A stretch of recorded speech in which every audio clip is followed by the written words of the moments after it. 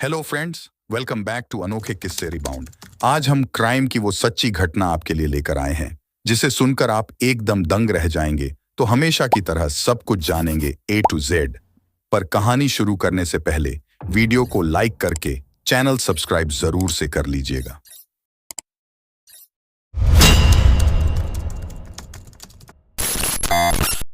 घटना की शुरुआत में हमें एक कार नजर आती है जो एक पेड़ से टकराकर खड़ी थी। एक्सीडेंट में 3 लोगों की मौत हो जाती है, जिसमें एक 33 साल की औरत जिसका नाम बोधा कुमारी था, वो और उसकी दोनों बच्चियां भी मौके पर ही खत्म हो गई थीं। कार बोधा के पति डॉक्टर प्रवीण चला रहे थे, जो करीब 35 वर्ष के थे और पेशे से हैदराबाद के एक हॉस्पिटल में फिजियोथेरेपिस्ट थे। इस भीषण कार एक्सीडेंट में बस वही एक शख्स थे जो बचे थे, बाकी तो उनकी पूरी फैमिली ही अब खत्म हो गई थी। एक्सीडेंट के बाद डॉक्टर साहब को चक्कर से आ रहे थे और अब उन्हें कुछ समझ भी नहीं आ रहा था कि वो क्या करें। तो वो पुलिस को फोन करते हैं और तुरंत मदद के लिए बुलाते हैं। पुलिस भी कुछ ही वक्त में घटनास्थल पर पहुंच जाती है और डॉक्टर साहब का बयान लेती है, जिसमें डॉक्टर साहब बताते हैं कि वो कुछ काम से अपने गांव गए थे और आज वो वहीं से वापस हैदराबाद को जा रहे थे। तभी उनकी गाड़ी अनियंत्रित हो गई और रफ्तार ज्यादा होने के कारण वो उसे संभाल नहीं सके और वो पेड़ से जा टकराई। इस एक्सीडेंट में वो भी बेहोश हो गए थे और जब उन्हें होश आया तो उन्होंने देखा कि उनकी पत्नी और बच्चियां सब मर चुके हैं। उनकी 2 प्यारी सी बच्चियां थीं, कृतिका और कनिष्का, जिनकी उम्र मात्र 3 और 4 साल की थी।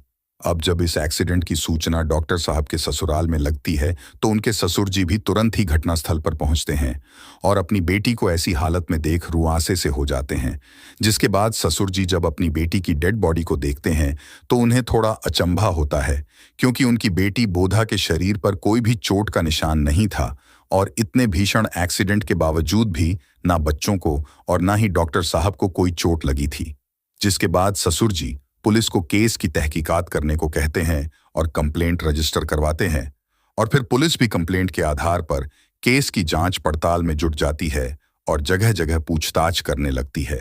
जांच करते हुए पुलिस डॉक्टर साहब के गांव भी जाती है, जहां से इस बात का पता चलता है कि डॉक्टर साहब सच में अपने बीबी बच्चों के साथ गांव गए थे। जिसके बाद पुलिस डॉक्टर प्रवीण जहां काम करते थे उस हॉस्पिटल में जाती है और पूछताछ करती है और भी कई जगह पूछताछ और छानबीन करके पुलिस के हाथ एक ऐसा सुराग लगता है जिससे उन्हें जो शक था वो और गहरा जाता है।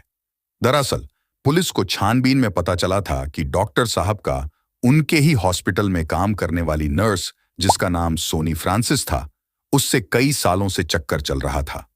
तब पुलिस डॉक्टर प्रवीण को थाने पूछताछ करने के लिए बुलवाती है और वो उनसे अब जरा सख्ती से पूछताछ करती है और उनका फोन और लैपटॉप भी जब्त कर उसकी चेकिंग करी जाती है, जिसमें से एक चौंकाने वाला खुलासा होता है।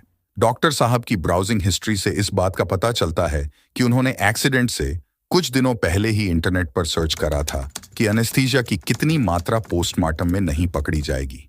मगर फिर भी डॉक्टर साहब अपने प्रोफेशन का बहाना बना देते हैं और कहते हैं कि वो एक डॉक्टर हैं और आए दिन उन्हें ऐसी कई सारी चीजें सर्च करनी पड़ती हैं। पुलिस के पास अब भी कोई पुख्ता सबूत नहीं थे, इसीलिए वो अभी तो डॉक्टर साहब को पूछताछ करके जाने देती है। लेकिन अब पुलिस को डॉक्टर पर शक तो हो ही चुका था, जिसके बाद उनकी वाइफ और बच्चों की पोस्टमार्टम रिपोर्ट भी आ जाती है, जिसमें मौत का कारण एक्सीडेंट नहीं बल्कि जहर था। जिसके बाद तुरंत ही पुलिस हरकत में आती है और डॉक्टर को गिरफ्तार कर लेती है। साथ ही डॉक्टर साहब की नर्स सोनी को भी वो पकड़ लेते हैं और पूछताछ करते हैं, जिसमें नर्स अपना गुनाह कबूल कर लेती है और बताती है कि डॉक्टर साहब के कहने पर उसने उनका साथ दिया और मिलकर इस मर्डर की प्लानिंग करी और उन्होंने मिलकर इंटरनेट पर भी बोधा को मारने के तरीके खोजे थे, मगर उन्हें इंटरनेट से कोई सही जानकारी नहीं मिल सकी, तो उन्होंने मिलकर खुद की ही प्लानिंग बना ली।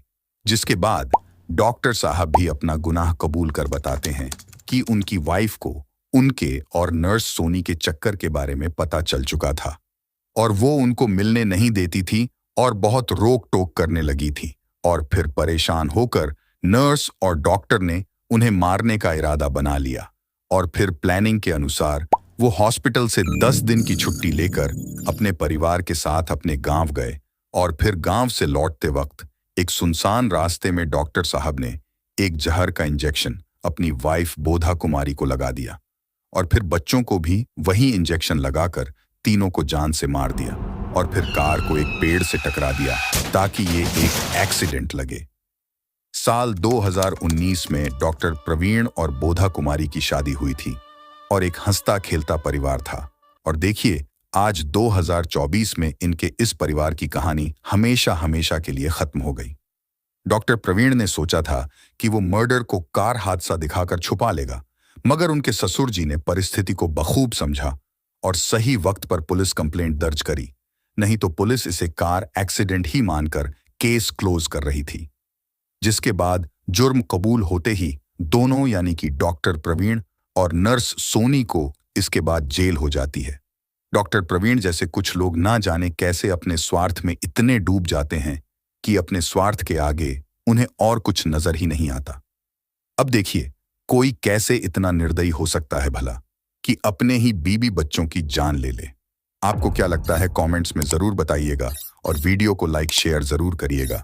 साथ ही चैनल सब्सक्राइब करना ना भूलिएगा, नहीं तो हमारी दोबारा मुलाकात कैसे होगी भला।